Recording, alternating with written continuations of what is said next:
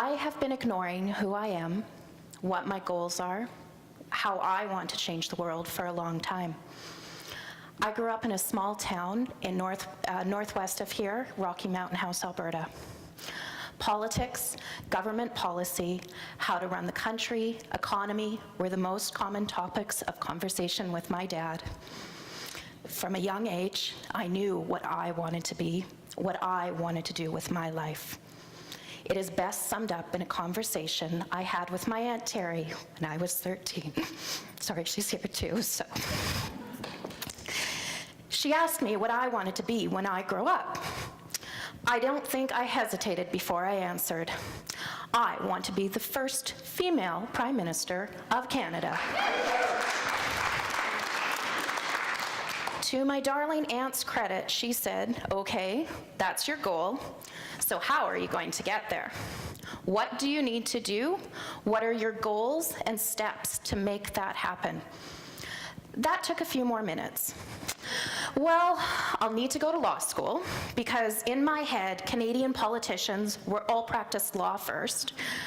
And I want to be a judge, you know, round out the resume by the time I'm in my mid-30s. Do that for a couple of years and then run for office. I had a plan, a tightly scheduled one, but it was a plan, big goal, single mind focus. Then along came career and life management class, known as Com 10, in grade 10. The goal of the class was to help us figure out what we wanted to do, be, etc., in our adult lives. I happily checked in all the boxes, full well knowing that there was not a hope it would spit out anything different than my life's plan.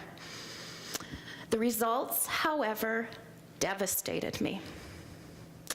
A career in hotel and restaurant management was where I was best suited. WTF.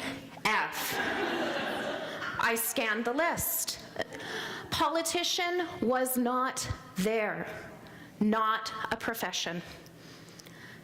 This was the first experience I believe I've ever had with utter disappointment and lack of confidence in my own voice, my own opinion, my own gut needs. My dislikes did not support my dreams. Myself did not support myself. I believed the test. So what did I do? I suppressed my dream, ignored it for a quarter century. I became a manager at a local McDonald's, skipped university and college because I couldn't stomach the thought of school in an area I was not passionate about. I moved out to the West Coast, making my home and family on the Sunshine Coast. I was a stay-at-home mom for a number of years, being the Parent Advisory Council chair, volunteer of everything. I worked in management at a local resort. Funny how that happens. And I was elected to the local school board as a trustee. And recently, I've gone back to school, become licensed as a realtor, and work towards my bachelor's degree in business.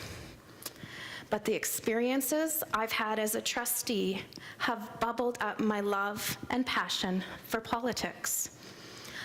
I've raised 3 beautiful daughters, and as they have aged and started to follow their dreams, I am faced with my younger self. I reflect a great deal on my life path as I advise the girls on their decisions, and I've become restless and dissatisfied with mine.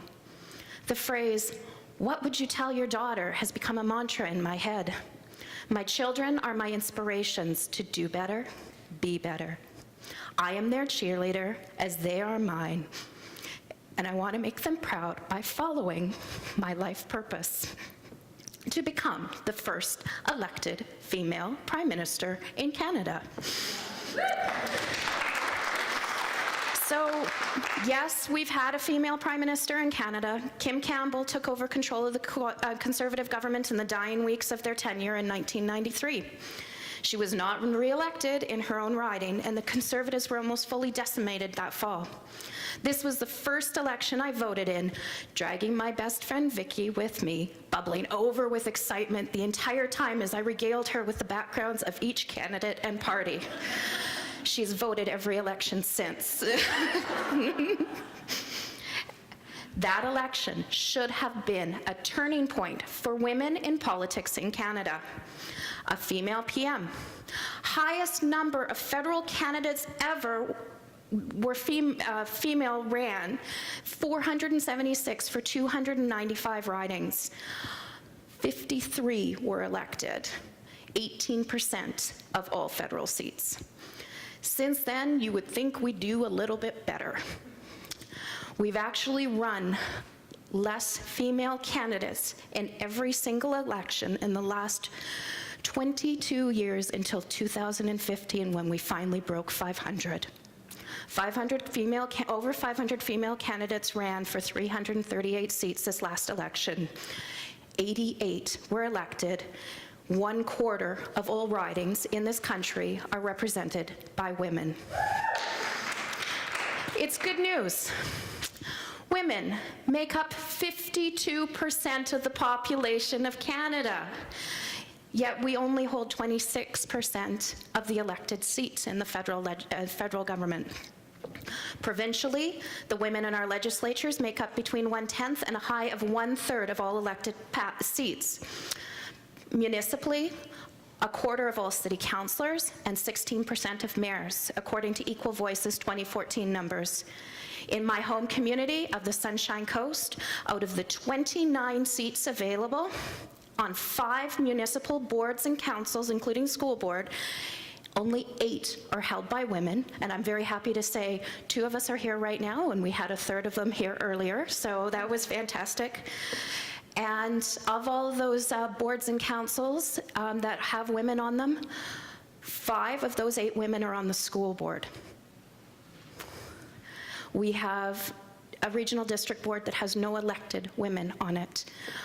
Our Sunshine Coast Indian Government District does not have an elected woman sitting on council. Our voice is not being spoken. When I think of the politicians I've admired, grown up with, the majority have been men. Very few women, until recently, have been able to gain the visibility to be recognized on the Canadian political scene. Our time is past due. We've had the right to vote in this country for 100 years, but we have been shoulder to shoulder with men for millennia, building human societies. Should we not more actively shape the decisions that are being made to run these societies? I believe the time is now for Canada to become more collaborative, more inclusive, and elect more women and help them run. In the words of Mother Teresa, I alone cannot change the world, but I can cast a stone across the waters to create many ripples. So this brings me to my asks and my invitations to you all. Vote. Vote every time you can.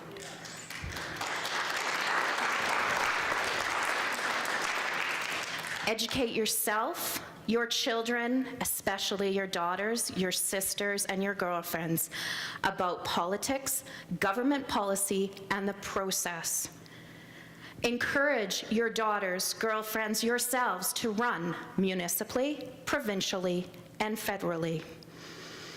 And my ask on a personal note, now that I've put it out there, I have been the cheerleader, best friend, confidant, and supporter for everyone else for so many years that I do not know how to be that person for myself. In the words of one of my friends, she's like, you just need a lorry. I ask you for your help, your inspiration to help me follow my path to become a formidable female leader in our country. Tweet, Instagram, Facebook me, let's create a balanced Canada together. And as a footnote, as serendipity sometimes happens, my youngest daughter is in grade 10 this year and happened to be filling out the aptitude tests earlier this week. and she's telling me about it. and in her planning class, and I hadn't told her this story before, and I said, oh, wait till you see my PowHERtalk on Sunday, because 2 of my children are here. And I was telling her a little bit about it, and she was telling me what her results were. And one of the things that she's really interested in is politics and science. So her top choice was politician, then scientist, and then lawyer. I started talking more of my story and how it threw me off track, and her response, and this is the best: Mom, you should never let a test decide your life. Thank you.